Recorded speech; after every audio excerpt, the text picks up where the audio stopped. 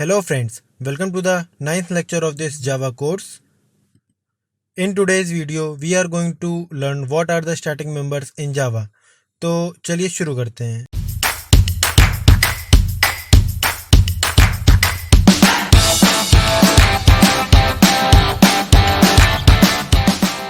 तो सबसे पहले ये जान लेते हैं कि जावा में स्टैटिक कीवर्ड का यूज़ कहाँ कहाँ होता है। तो जैसे कि हम लोगों ने एक दो बार स्टैटिक कीवर्ड का यूज़ भी किया है, पढ़ा भी है, जानते भी हैं। तो जावा में स्टैटिक कीवर्ड का यूज़ होता है उसके स्टैटिक मेंबर वेरिएबल में, स्टैटिक मेंबर फंक्शन में, स्टैटिक इनर क्लास में। तो अब इसका कैसे क्या यूज़ होता है और क्या काम होता है ये एक्सप्लेन करता हूँ मैं। अब सबसे पहले बात करते हैं स्टैटिक मेंबर वेरिएबल की। तो जावा में वेरिएबल के आगे स्टैटिक लिख के हम उनको स्टैटिक मेंबर वेरिएबल बना सकते हैं। तो जब हम लोग को ये चीज़ पता चल चुकी है कि स्टैटिक मेंबर वेरिएबल कैसे बनाया जाता है, तो चलिए एक बार इसको प्रैक्टिकली करके देख लेते हैं। तो पब्लिक, पहले इसको सेव करा लेते हैं।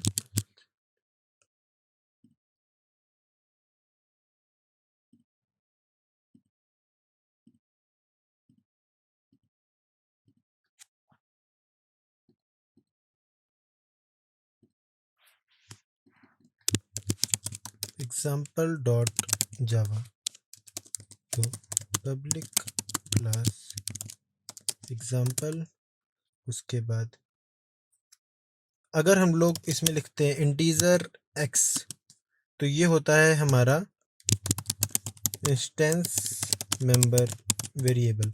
तो इंस्टेंस मेंबर वेरिएबल क्या होता है? इंस्टेंस मेंबर वेरिएबल वो वेरिएबल होता है हमारा जिसमें हम लोग सिंपली उसमें कोई भी स्टैटिक कीवर्ड नहीं लगते हैं, सिंपली उसको डिक्लेयर कर देते हैं और ये वाले वेरिएबल जितनी बार हम लोग ऑब्जेक्ट क्रिएट करते हैं उतनी बार बनते हैं।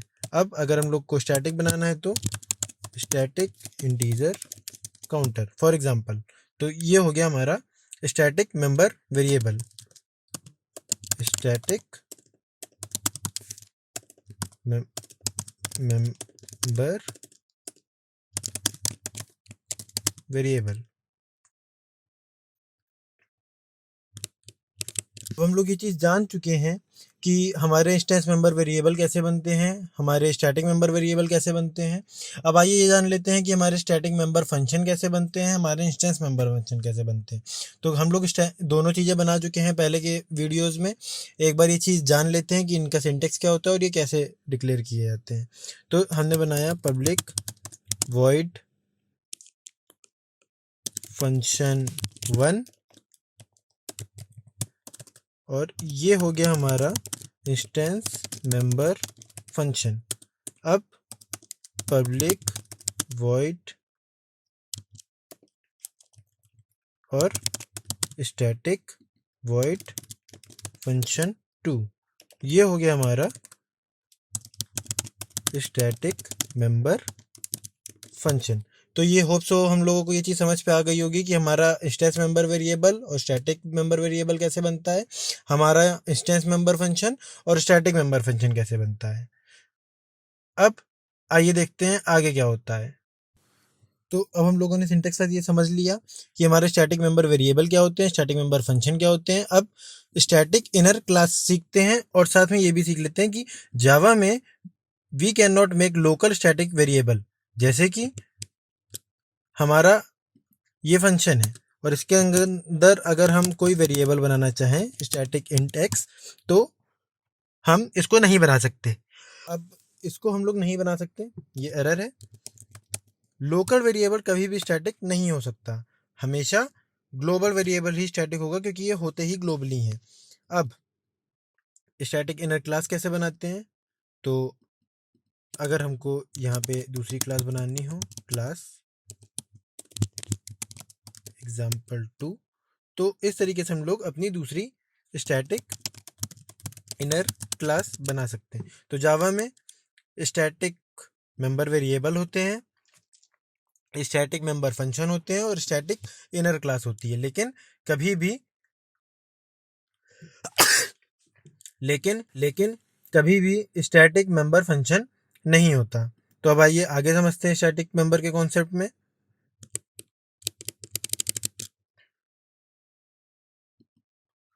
तो अब हम लोगों ने चीज़ जान ली कि हमारे इन सब स्टैटिक मेंबर वेरिएबल और फंक्शन और क्लास का सिंटैक्स क्या होता है। अब आइए इनकी डेफिनेशन पे बात कर लेते हैं, जो हमारी वेरिएबल की डेफिनेशन है कि static variables are declared in the class using static keyword. अब क्लास के अंदर हम लोग को कोई वेरिएबल बनाना है, उसके आगे स्टैटिक लिख दिया तो हम लोगों का स्टैटिक वेरिएबल डिक्लेयर हो गया। They are initialize to its value. तो जब भी हम लोग कोई वेरिएबल इनिशियलाइज करते डिक्लेयर करते हैं जो स्टैटिक है, तो बाय डिफॉल्ट वो कोई ना कोई वैल्यू में इनिशियलाइज हो जाता है जो उसकी बाय डिफॉल्ट होती है। जैसे इंटीजर की 0 होती है, तो अगर हम लोगों ने स्टैटिक इन टेक्स्ट लिखा तो बाय डिफॉल्ट उसके अंदर 0 आ जाएगा, वो कभी भी खाली नहीं रहेगा। Single copy of whole class and does not depend on object. तो जब हमारे स्टैटिक वेरिएबल होते हैं वो कभी ऑब्जेक्ट में डिपेंड नहीं करते, वो पूरी क्लास के हिसाब से एक वैल्यू बनाते हैं और उनकी वही एक वैल्यू हमेशा चलती रहती है। कभी भी, जैसे हम लोगों ने पिछले लेक्चर में सीखा था कि ऑब्जेक्ट बनाते वक्त हर वक्त इंस्टेंस वेरिएबल नए नए क्रिएट होते हैं और न्यू मेमोरी ब्लॉक बनता है, ऐसा स्टैटिक में नहीं होता। स्टैटिक में सीधे सीधे वो एक बार इनिशियलाइज होगा और वो पूरी की पूरी होल क्लास का वो रहेगा, क्या कहते हैं, ऑब्जेक्ट वेरिएबल। तो आइए इस बात को समझते हैं। तो अब अगर हम लोगों ने एक फंक्शन बनाया, इस बात को समझते हैं। पब्लिक स्टैटिक वॉइड मेन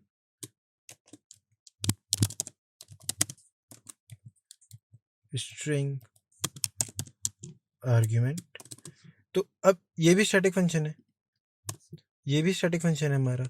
तो अब जैसे मान लीजिए कि हम लोगों ने इसके अंदर हमारी एग्जाम्पल क्लास का ऑब्जेक्ट बनाया, तो example obj is equal to new example.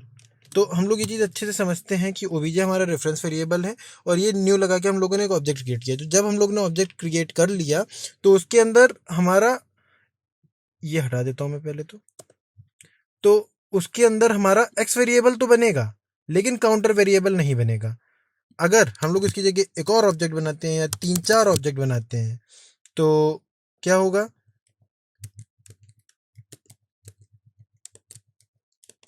ये सारे हम लोगों ने नए ऑब्जेक्ट बनाए तो ऑब्जेक्ट 1 के अंदर मेमोरी ब्लॉक बनेगा, और ओबीजे के अंदर बनेगा, 2 के अंदर, 3 के अंदर, 4 के अंदर, सबके अंदर मेमोरी ब्लॉक बनेगा, सबके अंदर एक्स भी बनेगा।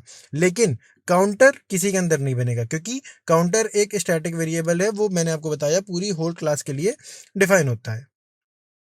तो ये चीज़ आपको समझ पे आई कि हमारा जो काउंटर वेरिएबल है, जो स्टैटिक काउंटर वेरिएबल है, ये हमारा कोई भी ऑब्जेक्ट पर डिपेंड नहीं करेगा। अगर हम लोग ये सारे ऑब्जेक्ट हटा देते हैं, हम लोग कोई ऑब्जेक्ट नहीं बनाते हैं, हम लोग ये सारे ऑब्जेक्ट हटा देते हैं और हम कोई भी ऑब्जेक्ट नहीं बनाते, तब भी हमारा इस क्लास के लिए काउंटर वेरिएबल इनिशियलाइज हो जाएगा उसकी डिफ़ॉल्ट वैल्यू से।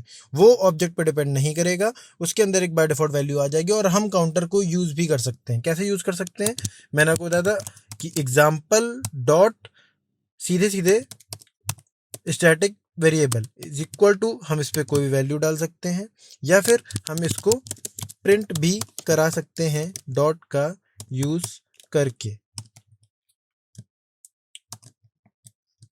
Plus example dot counter. ठीक, होप सो आपको इतनी बात समझ पे आई होगी। लेते हैं अब हम लोग स्टैटिक फंक्शन के बारे में। तो स्टैटिक फंक्शन क्या है, static function defined inside the class are qualified with the keyword static. तो जैसे कि हमारे वेरिएबल थे वैसे ही हमारे फंक्शन है, क्लास के अंदर डिक्लेयर किए जाएंगे और उनके आगे स्टैटिक लग जाएगा। They can only access static member of the same class. Static member, static जो फंक्शन है हमारे, वो केवल और केवल उस क्लास के स्टैटिक वेरिएबल को ही एक्सेस कर सकते हैं। जैसे अभी हमारा जो प्रोग्राम है उसमें काउंटर है, तो अगर हमने कोई फंक्शन बनाया फंक्शन 2, वो केवल और केवल काउंटर वाले वेरिएबल को ही एक्सेस कर पाएगा, वो एक्स को एक्सेस नहीं कर पाएगा। Static function can be invoked using class name and dot operator, जैसे वेरिएबल में था। चलिए इस बात को समझते हैं। तो जैसे मान लीजिए कि हमारा ये फंक्शन 2 था, ये स्टैटिक था, तो हमने लिख दिया यहाँ पे काउंटर इज इक्वल टू 0। तो अब ये इसने इसको एक्सेस कर लिया, लेकिन अगर हम ये लिख दे कि हमारा x इज इक्वल टू 0, तो नहीं, ये हमारी एरर हो जाएगी। ये एरर क्यों हो जाएगी मैं बताता हूँ, क्योंकि जब अगर हम लोगों को static variable static function use करना है तो हम लोग बाय इसको सिंपली क्या क्या कर सकते हैं, एग्जाम्पल डॉट फंक्शन 2। तो ये फंक्शन 2 हमारा कॉल तो हो गया, लेकिन अगर ये x को एक्सेस कर लेगा तो x तो हमारा स्टैटिक वेरिएबल था नहीं और इसका ऑब्जेक्ट भी नहीं बना। तो जब इसका ऑब्जेक्ट नहीं बना और बिना ऑब्जेक्ट बनाए हम लोग इसको इनिशियलाइज कर लेंगे तो ये गलत हो जाएगा। इस ही रीज़न की वजह से फंक्शन कभी भी स्टैटिक नॉन स्टैटिक मेंबर को एक्सेस नहीं कर सकता, हमेशा केवल स्टैटिक मेंबर को ही एक्सेस कर सकता है। इतनी बात होप सो आपको समझ पे आई होगी। में एक कॉन्सेप्ट आता है बड़ा अच्छा सा कि अगर स्टैटिक मेंबर के आगे हम प्राइवेट लिख दें तब क्या होगा। तो प्राइवेट लिखने के लिए एक चीज़ हम लोगों को करनी पड़ेगी। तो हम लोग एक दूसरी क्लास बना लेते हैं। तो पब्लिक क्लास example3 और इसके अंदर हम लोग मेन फंक्शन बना लेते हैं। तो अब ये हमारी पब्लिक क्लास हो गई, तो ये तो पब्लिक हो नहीं सकती, तो इसको हटा देते हैं।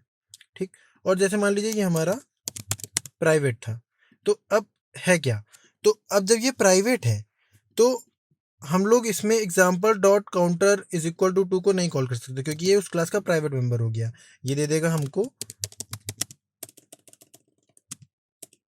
ये हमको दे देगा क्या, एरर। तो अब हम लोग इसको कैसे कॉल कर सकते हैं, तो हम लोग इसको फंक्शन 2 के अंदर, ये काउंटर वेरिएबल हमारा फंक्शन 2 के अंदर तो कॉल हो जाएगा क्योंकि ये इसी क्लास का है। और उसके बाद अगर हमको इसको बिना ऑब्जेक्ट के एक्सेस करना है तो हम इसमें फंक्शन की मदद से, यानी कि ये जो पब्लिक फंक्शन है हमारा स्टैटिक, हम इसको एग्जाम्पल डॉट फंक्शन 2 की मदद से कॉल कर सकते हैं और उसमें जो वैल्यू इनिशियलाइज करानी है हम वो कर सकते हैं। तो आपको ये चीज़ समझ पे आई होगी कि जो हमारा प्राइवेट स्टैटिक है उसको भी हम लोग डायरेक्ट क्लास के नाम से नहीं कॉल कर सकते, उसके लिए भी हमको एक पब्लिक फंक्शन बनाना पड़ेगा और हम उससे कॉल कर सकते हैं।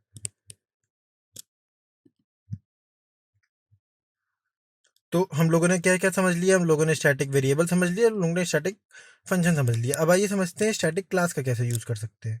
तो we can have a class inside a class which is known as inner class, ये हम लोग को पता ही है। और इनर क्लास के अंदर अगर हम लोग स्टैटिक लिख देते हैं तो हम लोग उसको एक्सेस कर सकते हैं। लेकिन अब इसका यूज़ क्या है, तो इसका यूज़ ये है कि जैसे मान लीजिए हम लोगों ने लिखा public static string channel name, और हम लोगों ने इसको लिख दिया कैमल कोडर्स। तो अब इसको यूज़ कैसे कर सकते हैं, तो इसको ऐसे यूज़ कर सकते हैं कि हम लोग को इसको मान लीजिए प्रिंट कराना हो तो हम लोग इसको प्रिंट करा सकते हैं system dot out dot print L N. अब ये आप लोग अगर मेरे बताने से पहले समझ जाए तो बहुत अच्छी बात है, नहीं तो मैं तो बता ही रहा हूँ कि एग्जाम्पल डॉट क्लास क्या है हमारी, स्टैटिक है, और स्टैटिक डॉट लगा के यूज़ करी जा सकती है। तो एग्जाम्पल 2, अब इसका भी स्टैटिक मेंबर हम लोग को कॉल करना है, तो डॉट चैनल नेम। तो अब हम लोगों ने ये चीज़ लिख दी, तो इसके साथ क्या होगा हमारा कि हमारा कैमल कोडर्स प्रिंट हो जाएगा। तो आपको ये सारी चीज़ समझ पे आ गई, आपको मेंबर समझ पे आ गया, मेंबर वेरिएबल, आपको मेंबर फंक्शन समझ पे आ गया स्टैटिक का, आपको स्टैटिक क्लास का यूज़ करना समझ पे आ गया। तो अब इन सारी बातों में हम लोग को कौन कौन सी बातें हमेशा ध्यान रखनी है जब भी हम लोग स्टैटिक यूज़ करें, तो वो बातें हैं,